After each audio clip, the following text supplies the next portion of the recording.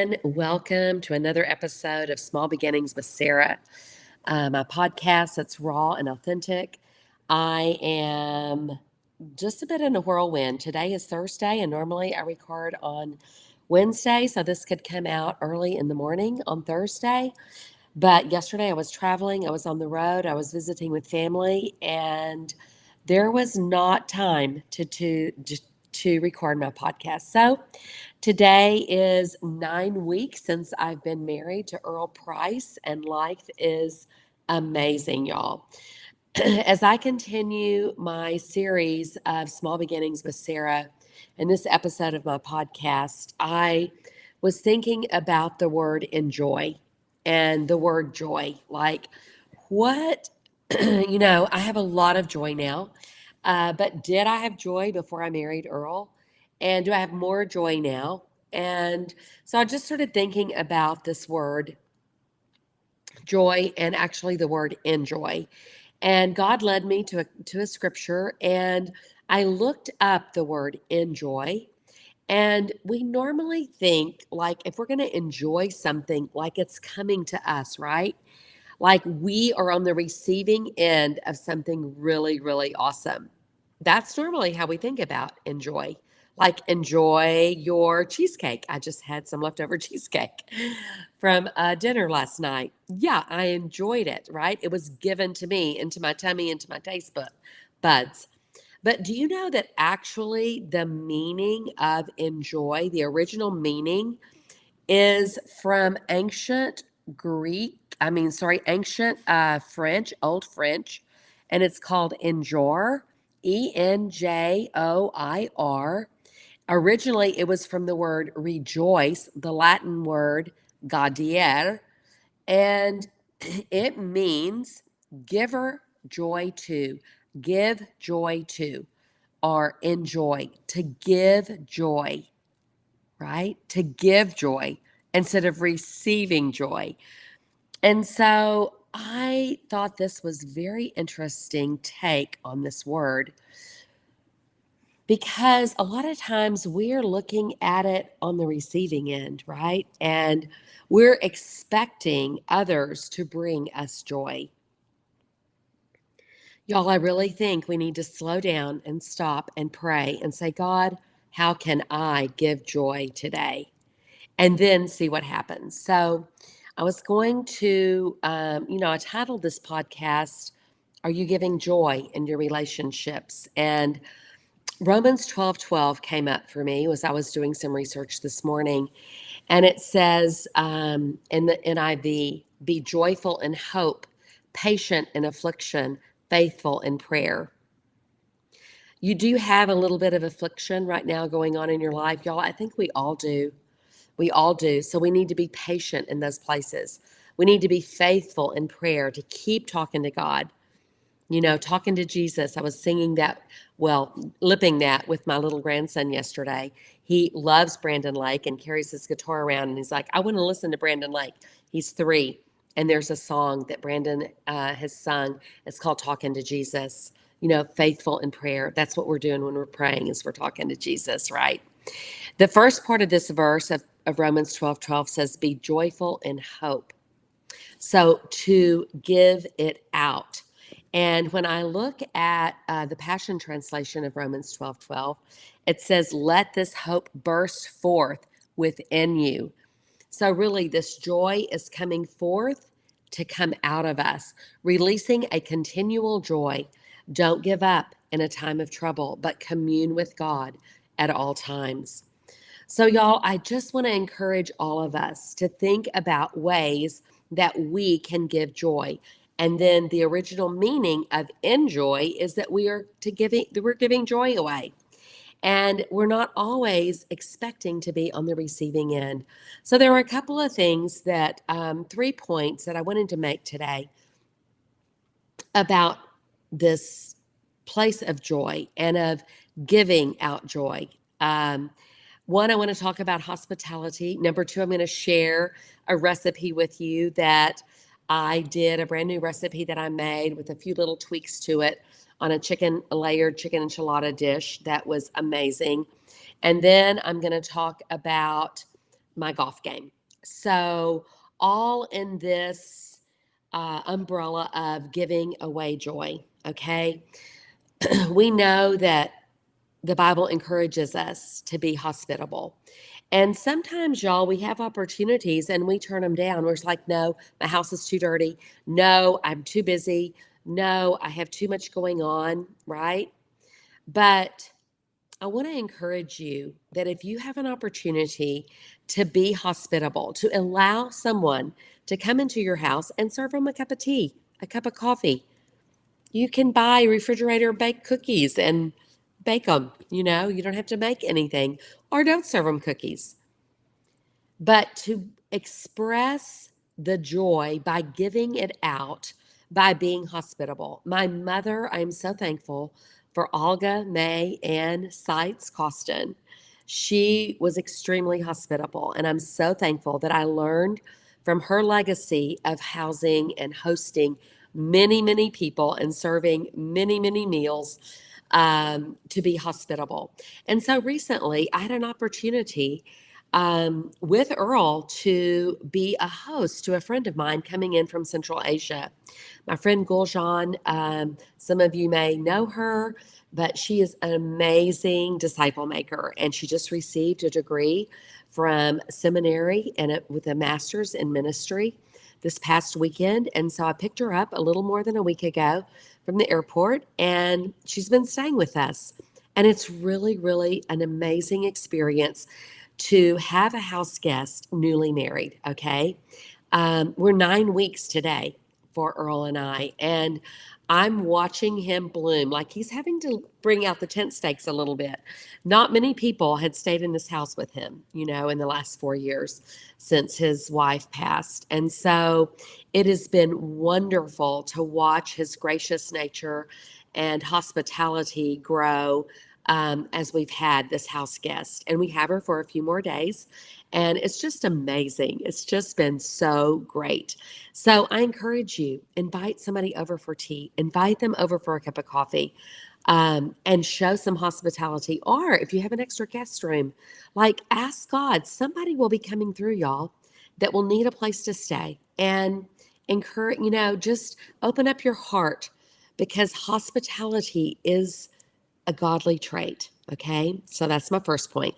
Number two, in this new marriage, I have trying to try a few new recipes, but honestly, I've been going back to my standards. And last weekend, Guljan and I were very amazingly blessed by an incredible friend of mine and now Guljan's, extremely hospitable friend, Michelle, in Houston. And we stayed at her house, and she cooked this amazing casserole, like a chicken enchilada casserole or King Ranch casserole, right? If you're in Texas, you've probably heard of that. But she's like, oh, I've got a few cheats on it. Like, I do it quickly. And so the other night, oh, it was delicious. And Gulshan was like, I love this casserole. How do we make this? I want us to make this. So I had some of the ingredients, but Michelle had told me, like, at HEB, she had found this King Ranch casserole soup. And like, that was her mix. And so I'm looking up and down the aisles in HEB here in North Austin, did not find it, but I found tomatillo sauce. So y'all, tomatillas, if you've ever had them, probably not unless you've already bought the sauce, but we used to have a girl that lived with us that made homemade chicken enchiladas using fresh tomatillas. So if you ever see the little green tomatoes in the grocery store that are wrapped in paper, those are tomatillas. And so you have to bake, you have to boil them and do all this, but you can buy the sauce already, the salsa already made. So I couldn't find the King Ranch soup that Michelle had told me about, because I didn't know exactly what brand it was. So I found tomatilla salsa. And I already had tortillas, and I bought rotisserie chicken, and I already had celery, and I already had cumin, and I bought an onion, and I bought some Mexican cheese grated already, and I bought this tomatilla salsa, 16 ounce. Okay. So I had this and I was like, okay, let me start making it. So I chopped the onion, I chopped 4 stalks of celery, I put 2 tablespoons of butter, like probably at least 2 tablespoons. I'm really generous with the butter. And I started sauteing my onion and celery. And then I decided, look, I've got cream cheese. I have like half of a block of cream cheese, so about 4 ounces, half a cup. I put that in with the onion and the celery and the butter. And then I'm like, I'm going to pour about a cup of my tomatillo salsa into this and make it like really creamy.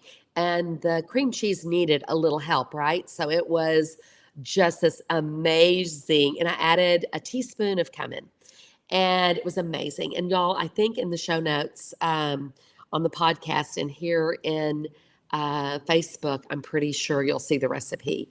So I'm like, okay, I've made my sauce, but I started with about a fourth, well, really probably a half a cup of the salsa just on the bottom of my Pyrex pan. And I think it's 9 by 12. And I had about 12 tortillas and I sliced them and I layered the tortillas onto the salsa, just like over the bottom, right? And then I sprinkled chicken. I already had bought like shredded chicken, y'all, off the rotisserie chicken. So that was so quick. Did that. Then I added about a cup and a half of the Mexican cheese. And then I poured this creamy salsa that I'd heated up with the onions and celery, about half of it on top. Then I added another layer of tortillas, strip, strip, strip, do that. More chicken, more of the salsa, the rest of the salsa, just dumped it over. And then last, about a cup and a half of grated cheese. Stuck it in the oven at 350, y'all, for about 30 minutes until it was brown and bubbly. Now, I thought I overcooked it. And I said, oh, next time, I was telling Earl, next time I won't cook it as long. I thought the cheese was a little bit crispy. And he's like, that was my favorite part. I loved it. So I'm like, well, next time I will be sure that the cheese is browned all the way again. Y'all, it was that easy. And we ate it. And I had some fresh sour cream, whatever, out of the container. You also could add some fresh cilantro, sliced or diced avocado to that, or more salsa if you wanted. Y'all, it was absolutely delicious. And then made a salad. And the salad we make is that very quick salad that I've told you about: spinach, feta cheese, sliced strawberries with a homemade balsamic dressing. That night, I didn't put nuts in it, but you certainly could. That was another recipe that I'd shared a few weeks ago. And there was our dish. And then Gulshan and I did a little side trip down to visit my son and daughter-in-law. We were gone one night. I fixed the enchilada casserole for Earl for lunch, and he said he had it for dinner, but he didn't have it for breakfast. And so actually Gulshan had some today for lunch. It is an amazing leftover food as well. So Michelle actually sent me more details of the recipe that she used. But y'all, I just think you can do pretty well anything with it. She also suggested that you could use ground beef, brown that, and maybe even use a red sauce instead of the green if you wanted. But anyway, it's just amazing. You need some tortillas, some cheese, some kind of creaminess. And I did my own with tomatillo sauce and cream cheese and onion and celery with a little cumin, and then uh, tortillas and more cheese and tortillas and chicken and all that, and just layered it in. We never, ever, ever made enchiladas like layered. We always roll them. As growing up, we would never do the lazy way. Y'all, it tastes the same. Just layer your enchilada casserole. It's so much faster. So that is what we had for dinner. And I'm like, ooh, the next time we have guests, I'm making this dish. Now, if it's in the next few days, y'all, I think it's too much. Like Earl's sort of tired of it because he ate it a lot when we were gone. So I'll need to wait a week or two, but it is definitely a great dish to have. And, you really can't mess it up. Okay. You can't mess it up. Now, the third thing I want to talk about of this enjoy, right? This word about joy, giving away joy. I cannot tell you how happy my husband is that I am learning to play golf. People ask me at the golf store, I was there yesterday with Earl, and they're like, "Oh, are you a golfer?" And I'm like, "Yes, I am." I can confidently say that for 8 weeks, I am a golfer. Am I consistent? Not quite.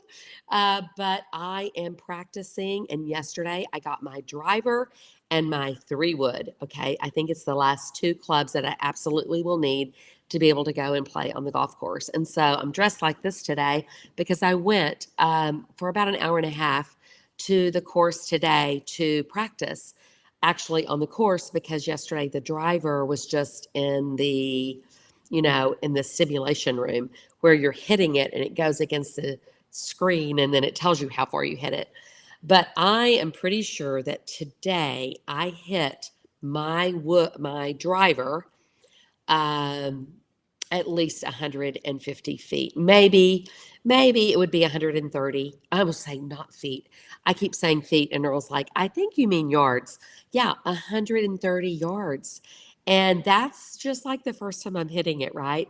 And my 3 wood, I was hitting way over 100. So I am very excited that my determination, when I go back and look at this, the scripture of Romans 12:12, it says, be joyful in hope, patient in affliction, and faithful in prayer. And so, y'all, I am excited about this idea. Like, I am getting joy from this, but my husband is so excited that I will be on the golf course with him playing. Actually, I think within the week, I think that I will be actually hitting and driving at holes, yeah, at holes out there. I don't really know all the terms yet, but at holes. And my instructor told me, like, you need to start at 200 yards. Like, there's certain colors of places where you drive. And he's like, start where you only have 200 yards. So I don't know what color it is. I don't know. But I told Earl, and he's like, okay, that's where we'll start. So expect in my next podcast to give you a report that I've actually been on the golf course playing and trying to move my ball from the place that I tee off all the way to the hole where the flag is. So we'll see. I'm definitely praying, but I know it's bringing me a lot of joy. And that's the thing, y'all. When we do things in life that brings us joy, but also have this little twist of a focus of how can I give joy away? What can I do? That's the old French word, the old French meaning of enjoy is to give joy away. So I just encourage you in your life, in your relationships, how can you give joy away this week? What can you do? For me, I made a chicken enchilada casserole that we're still eating on. I'm being hospitable and have a house guest. And actually, this afternoon, we're going to Beloved Gallery to see Akiana's paintings. Gulshan's like, do you think we could go do that? And it's about 45 minutes away from where I'm living. And so I'm like, yes, let's go. So I'll be wearing my beloved hat. Still probably in some of my golf clothes to go over there and show her these amazing paintings from Akiana. So yeah, and then y'all just find that place of joy in your relationship with your, if you're not married, with your friends, like find something to do that is fun, that you will laugh a lot, and that it will bring joy to someone else. So I bless you, and I hope you're having a super week. I sure am. Um, yeah, I am. I am excited for all the new, and I hope that this podcast has been helpful. And I hope that if you look in the show notes, you'll see the recipe and tweak it a little bit your own way. Tweak it a little bit. You don't have to do it exactly the same. That's some creativity that you can put forth. And y'all, I just wanted to say this. Yeah, I'm in the process of designing some digital courses, and I would love your feedback on it. The first one I really believe is going to be on journaling. I believe that journaling is such a beautiful place of bringing healing from grief and trauma. It's just one of the first things. It's one of the things I do daily is journaling. It centers me, and I'm going to just be encouraging people in this digital course that I'll be releasing in June to journal and to pour out your heart in a safe place with words and see how that makes you feel. But one of my digital courses is going to be on cooking, y'all, to bring forth healing to grief and trauma by cooking. Is that amazing? Yeah, I'm excited. So, who knows what I'll share next week? Maybe another recipe. But I bless you on your journey. Please share this podcast, Small Beginnings with Sarah, with others. And if you think it's been helpful to you, thank you for all the amazing notes I'm getting every week about just thanking me for being real and authentic, raw and authentic, y'all. Yeah, on my podcast, Small Beginnings with Sarah. Blessings.